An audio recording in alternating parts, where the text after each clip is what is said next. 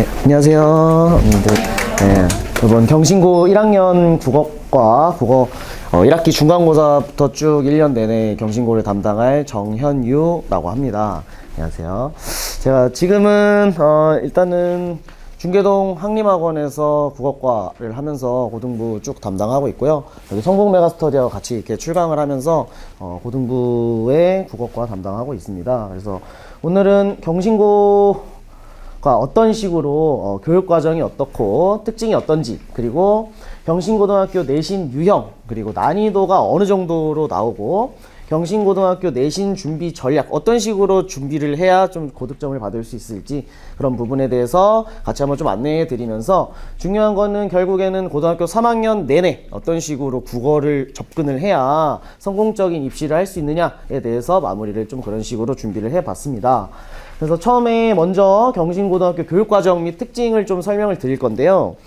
제가 이게 보면은 경신고 자체가 일단 1학년에는 1학기, 2학기 나눠지잖아요. 1학기 같은 경우 국어 문학 중심으로 보통 진도가 많이 나가고요. 2학기부터는 이제 문법 중심으로 좀 진도가 나가는데, 이거는 이제 매년마다 선생님들이 바뀌어요. 경신고 특징이 어떤 특징이 있냐면, 이 1학년으로 지금 이제 자녀분들 입학을 하잖아요. 그러면은 1학년에 배정된 선생님들이 있을 거잖아요. 그분들하고 같이 3년을 쭉 갑니다. 그러다 보니까 매년 선생님들이 1학년 선생님들이 다 바뀌어요.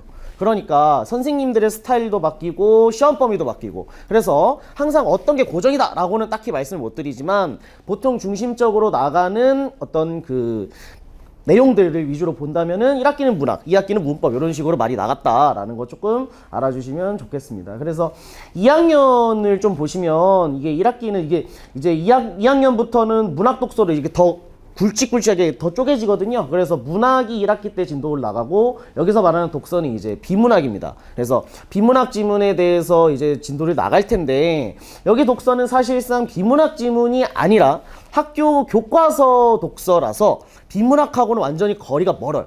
그러다 보니까 학생들이 실제로 비문학을 학습할 시간은 고등학교 3학년 때밖에 거의 없다라고 좀 생각을 해주시면 되거든요. 그래서 공부를 이제 로드맵을 짤 때 1, 2학년 때 비문학을 안 해서 학교에서 안 하기 때문에 나도 안 해버리면은 고등학교 3학년 1년 동안밖에 준비할 시간이 없다라는 게 굉장히 좀 포인트입니다. 그래서 일단은 비문학 학습이 굉장히 부족해요. 경신고 자체가 비문학 학습이 부족하고, 그 다음에 또 문제가 뭐냐면 3학년 때 언어와 매체가 이렇게 실려 있거든요. 언어와 매체가 바로 뭐냐면, 그 학생들이 고등학교 3학년 수능을 볼 때 선택 과목 문법입니다. 문법인데요. 요 문법이 3학년 때 이렇게 실려 있잖아요. 그러다 보니까 1학년 때 문법을 좀 진도를 나가고 2학년 때가 퉁 비어버려요.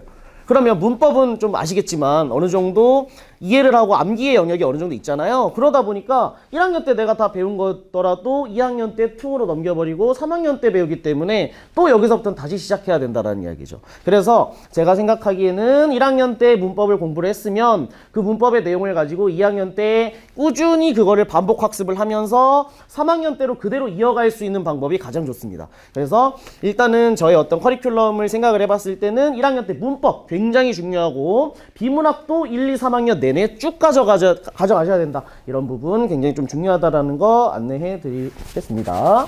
자, 그 다음에 이제 경신고등학교 내신 유형하고 난이도에 대해서 한번 조금 볼 건데요. 일단은 난이도가 중상 정도로 좀 평가가 됩니다. 전체적으로 난이도가 조금, 내신 국어 난이도가 어려운 편인데, 그러니까 완전히 쉬운 편도 아니고 완전히 어려운 편도 아닌 중에서 상 그 사이 중상 난이도라고 좀 생각을 해주시면 되고요. 분량 자체가 그 교과서 2개 단원이 나가요. 2개 단원은 작품으로 따지면 한 3작품, 4작품 정도인데, 어떻게 보면 분량이 좀 작은 거 아닌가? 라고 생각할 수 있는데요. 문제가 뭐냐면 연계 작품이 나옵니다. 다시 말해서 모의고사에 출제된 작품이 고등학교 이 교과서 작품하고 연계가 돼서 시험 문제에 출제되는 거예요. 그러다 보니까 학생들이 교과서만 달달달달달 외우면은 당연히 이런 연계 작품이 나오면은 당황을 하겠죠. 그런 거에서 말이 틀리는 거예요. 따라서 어떤 식으로 공부를 해야 되냐. 지금까지는 좀 되게 중학교까지는 어느 정도 암기 영역이 있었잖아요. 근데 고등학교에서는 이제 국어도 암기보다는 이해 위주로 가야 됩니다. 이해가 돼야지 그 이해된 내용을 바탕으로 응용을 할 수 있는 거거든요. 그래서 학교에서 추구하는 것도 그 부분이에요. 너무 암기적인 내용을 강조를 하다 보면은 효율성이 없거든요. 교육의 의미가 없어지기 때문에 너 이만큼 이해했니? 그러면은 내가 내는 다른 작품도 풀어봐. 이런 거예요, 결국에는. 그래서 개념을 정확하게 숙지를 하고 그 개념을 통해서 응용할 수 있는 거, 그런 능력을 좀 키우는 데 집중을 좀 하셔야 될 것 같습니다. 자, 그 다음에 교과서는 이제 헤네메듈 교과서고요.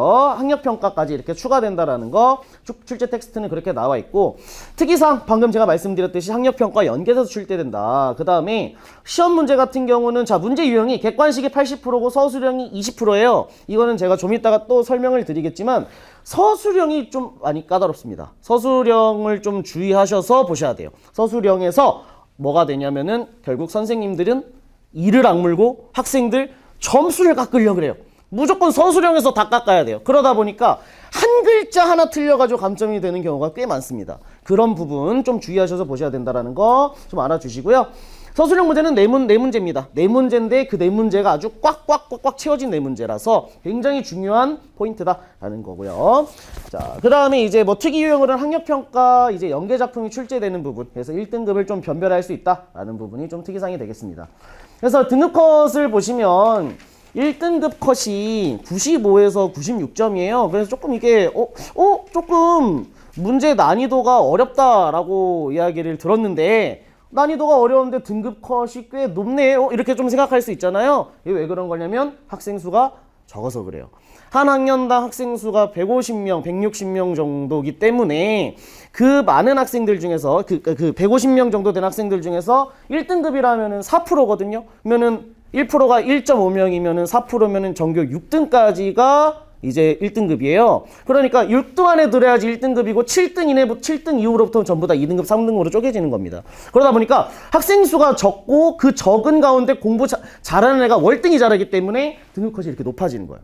그래서 2등급, 3등급 이런 식으로 쭉 나와 있는데, 내신 이 문제 자체가 난이도가 내신형하고 수능형하고 이게 통합돼서 출제되다 보니까 등급 컷이 높은 학생, 이 점수가 높은 학생들은 왜 높냐면은 수능형 사고가 같이 되기 때문에 높은 거예요.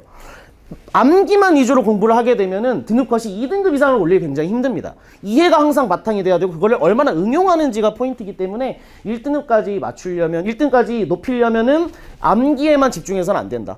항상 이해와 그거에 대한 응용에 대한 그런 학습이 돼 있어야지 어느 정도 좋은 등급을 받을 수 있다는 거 좀 안내해 드리겠습니다.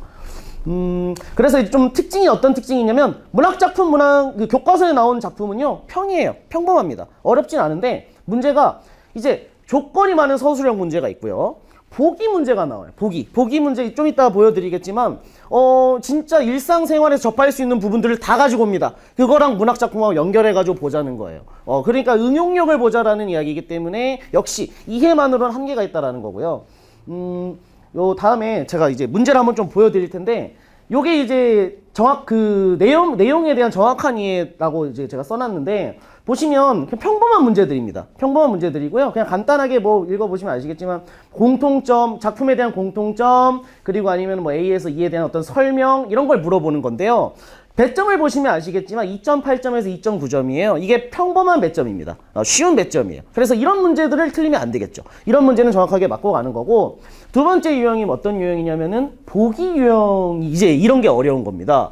뭐 이거는 문학 작품인데요. 봄봄이라는 작품인데 이제 뭐 장인하고 점순이 이런 내용 나오는 평범한 농촌 문학이에요. 근데 보기의 내용을 한번 보시면은 타인과 갈등 문제를 해결하는 전략했다는 이런 조건부 양보 막 이런 게 나오잖아요. 이런 게 이제 뭐냐, 일상생활한 내용과 한번 문학을 적용시킬 수 있겠니? 라는 걸 물어본다라는 거죠. 배점도 보시면 아시겠지만 3.2점이죠. 훨씬 앞선 내용보다는 난이도가 있다. 그래서 학생들이 문제를 풀면서 뭐도 같이 봐야 되냐면 배점도 봐야 돼요. 배점을 보면서 배점이 굉장히 높은데 나 문제가 너무 쉽게 풀리네? 이거 뭔가 잘못 푼 겁니다. 그거는 의도가 있는 거예요. 문제 안에. 이걸로 너네들을 변별하겠다라는 거기 때문에 학생들도 문제를 풀면서 100점이 높네? 내가 혹시나 여기서 실수할 수도 있겠다. 뭔가 함정이 있지 않을까를 꼭 염두를 해두셔야 되는 게 좋은 거죠.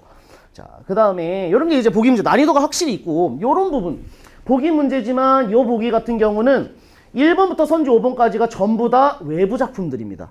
이거는 응용력을 물어보는 거예요. 내가 지금 이런 작품에 대해 설명을 했으니까 다른 작품에 있는 것도 찾아봐 라는 겁니다. 이거는 사실 암기 영역으로 할 수 있는 게 아니거든요. 세상에 얼마나 많은 문학 작품이 있어요. 이거를 하나하나 다 외울 거예요? 그건 아니잖아요. 그러니까 내가 어떤 개념을 이해했다면은 그 개념을 적용을 하는 연습을 꾸준히 해줘야지 이런 문제를 보더라도 그걸 적용하면서 문제를 푸는데 수월하다라는 말씀을 좀 드리겠습니다.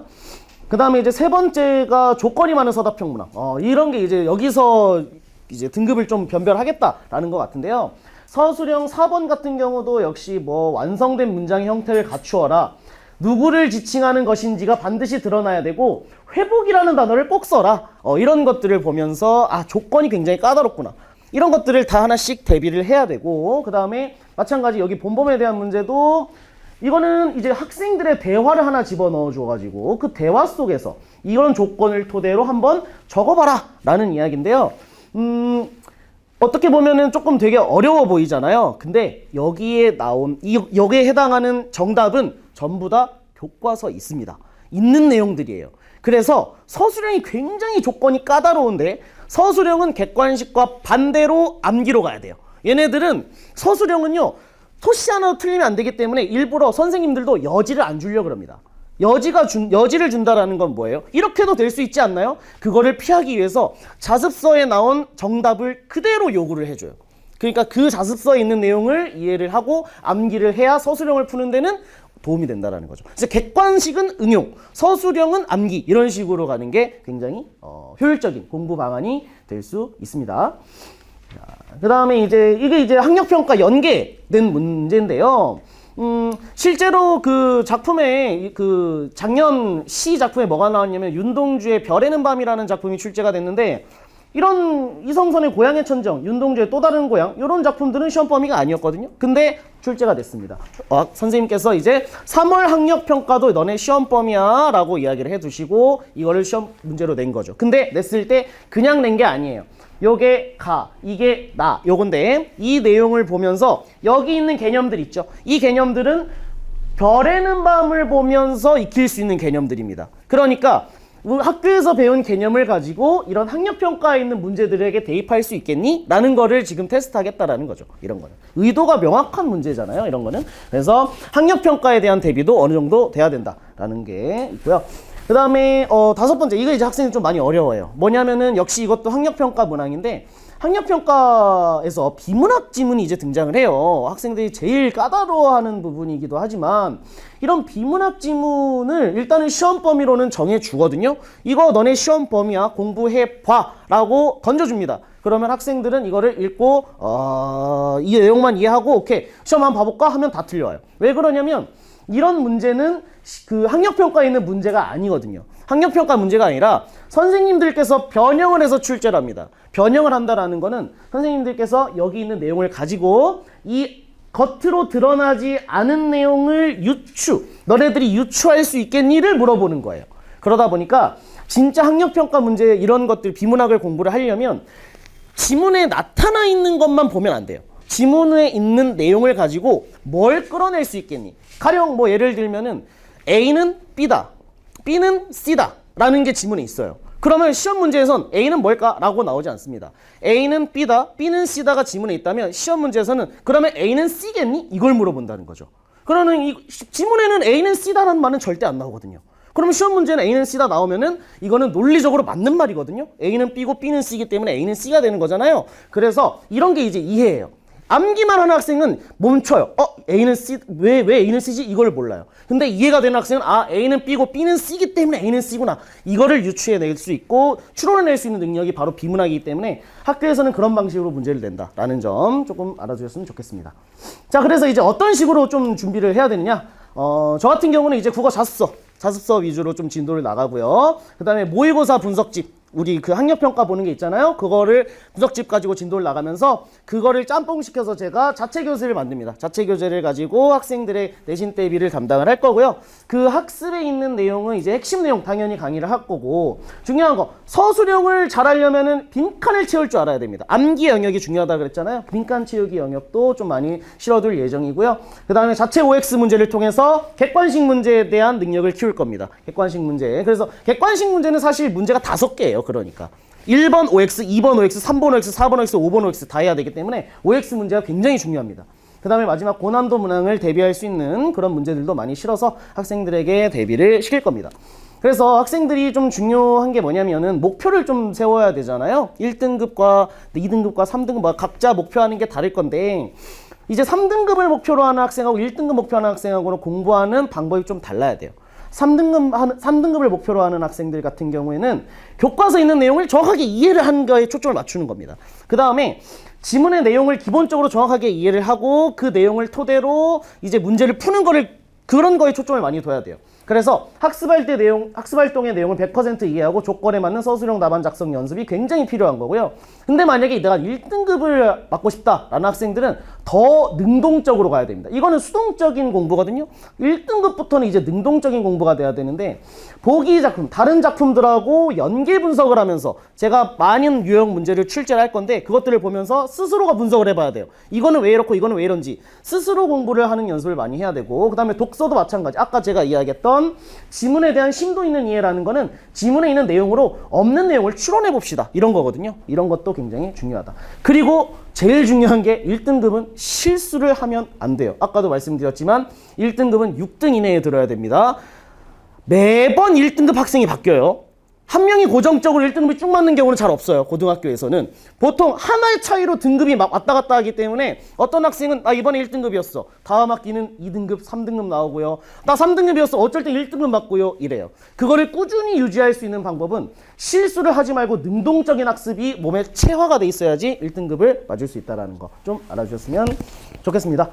자, 그래서 이제 저 같은 경우는 로드맵을 어떤 식으로 좀 준비를 해봤냐면요, 이렇게 시즌 1, 2, 3 이렇게 4개로 봤어요. 그래서 1학기 같은 경우는 3월부터 6월까지가 1학기잖아요. 그때까지는 이제 현대문법하고 문학표현, 문법 문학을 전부 다 마스터를 하는 그런 시간을 좀 가지면서 정규 수업에는 이제 고등학교 1학년 모의고사 기출을 많이 볼 겁니다. 그래서 작품을 분석하는 방법에 대해서 안내를 해드릴 거고, 자, 그 다음에 시즌 2는 뭐냐면은 이거는 이제 여름방학이거든요.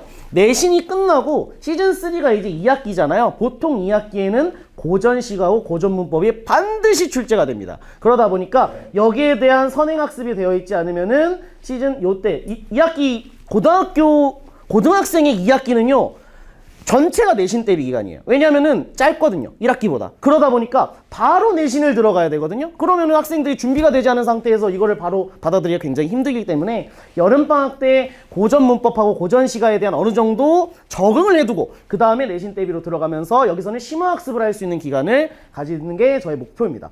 그 다음에 이제 시즌4 겨울방학 때는 어떻게 하느냐, 아까도 제가 말씀을 드렸지만 비문학과 문법은 3년 내내 쭉 가져가야 된다고 말씀드렸죠? 그거를 집중적으로 정리할 수 있는 기간이 바로 겨울방학이에요. 고등학교 1학년에서 2학년 넘어가는 겨울방학이고요.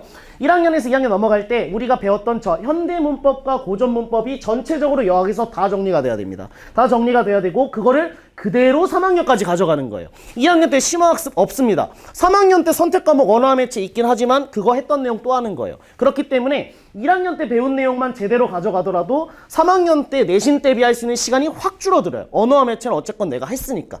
그게 굉장히 중요하고요. 그 다음에 여기서부터는 이제 고등학교 2학년 모의고사 기출들을 보면서 특히 비문학에 대한 사고력 그런 거를 늘리는 시간을 많이 좀 준비를 해봤습니다. 그래서 교재는 3월달 저희가 3월 3일부터 개강인데요. 그때부터 3주차까지는 이제 아직 내신 대비 기간이 아니기 때문에 고등학교 1학년 학평을 이제 처음 보잖아요, 보통. 그래서 이제 그 내신 들어가기 전에 작품을 어떤 식으로 분석을 해야 되느냐, 아니면은 개념이 어떤 거냐, 그런 것들에 대해서 하나씩 조금 진도를 나갈 것이고, 그 다음에 비문학 15분 모의고사라 그래서 15분을 딱 재고 푸는 모의고사 문제들이 있습니다. 그거를 보면서 단시간에 딱 풀고 어느 정도 맞추는지, 그래서 정확도, 이해도 이런 것들을 좀 테스트를 해보면서 학생들의 어떤 수준을 좀 올리는 데 집중을 하도록 하겠습니다. 그래서 수업은 구성은 대략 이래요. 어떻게 되냐면은 수업은 저희가 이제 4시간 수업인데 쉬는 시간 20분을 빼면은 이렇게 3시간 반 정도로 일단은 구성이 되거든요. 그러다 보니까 첫 번째 처음에 와가지고 30분 정도 테스트를 보고 문학 60분, 문법 60분, 비문학 60분 1시간, 1시간, 1시간 이렇게 진도를 나간다라고 생각을 해주시면 되고요. 그 다음에 과제가 이렇게 나가요. 과제를 통해서 제가 학생들의 이해도를 판단하기 때문에 이 주간 테스트와 과제 관리를 통해서 학생들이 얼마나 이해했는지를 보고 거기에 제가 학생들마다 정한 커트라인이 있습니다. 각각 커트라인 다 달라요. 목표가 다르기 때문에. 그래서 그 커트라인에 뭔가 부합하지 않다라고 하면은 클리닉을 제가 불러서 보충학습을 하는 그런 시간도 가지도록 하겠습니다. 그래서 바로 이렇게 주간 테스트와 과제 관리, 교재 관리 이런 것들을 다 하면서 그날 바로 이렇게 학부모님들께 문자 발송을 해 드릴 거고요. 학습 상태에 대해서 바로바로 피드백 할 수 있는 그런 시스템으로 좀 준비를 잘 해봤습니다. 여기 위에 거는 정규 수업에 대한 이야기고요. 이거는 이제 내신 대비예요. 정규 수업하고 내신 대비는 따로 가는데 내신 대비는 주로 6주차로 구성이 되어 있습니다. 6주차로 구성이 되어 있어서 1, 2, 3, 4주차까지는 주로 학교별 내신 교재, 그래서 내신 작품들 위주 강의를 할 거고 4주차, 5주차부터는 이제 문제풀이를 들어가면서 학생들이 얼마나 이해하고 있는지 그런 것들도 같이 볼 거고요. 그 다음에 6주차에는 최종 점검을 하면서 이제 학생들이 정확하게 모든 영역을 다 이해를 했는가를 하면 마지막에 직전 가이드를 하며 이제 학생들 마무리를 할 거고 각 주차별로 모의고사를 항상 볼 겁니다. 모의고사를 보면서 테스트를 보면서 역시 몇 점 정도 나오는지 지금 수준이 어떤 수준인지를 정확하게 체크를 하려고 하기 때문에 꼼꼼하게 좀 확인하면서 진도를 나가도록 하겠습니다. 네, 그래서 이제 시간표는 잘 아시겠지만 1시 30분부터 4시 30분까지 일요일입니다. 일요일이고요. 개강일은 3월 3일 이때 이제 개강을 하려고 하니까요. 많은 좀 관심 가져주시고 제가 한번 최선을 다해서 제일 중요한 건 이렇게 막 제가 많이 이렇게 이야기했지만 제일 중요한 거는 학생의 의지입니다. 이거는 만고불변의 진리인 게 학생의 의지가 없으면 저 혼자 이렇게 열심히 한다고 해가지고 점수가 오르진 않아요. 따라서 제가 이제 수업을 하면서 항상 학생들에게 어떤 동기부여 요소들이 굉장히 많거든요. 그런 부분들을 좀 이야기를 잘 해주면서 잘 이끌어 나갈 테니까 한번 좀 많은 관심 가져줬으면 좋겠습니다. 예, 여기까지 해서 마치겠습니다. 감사합니다.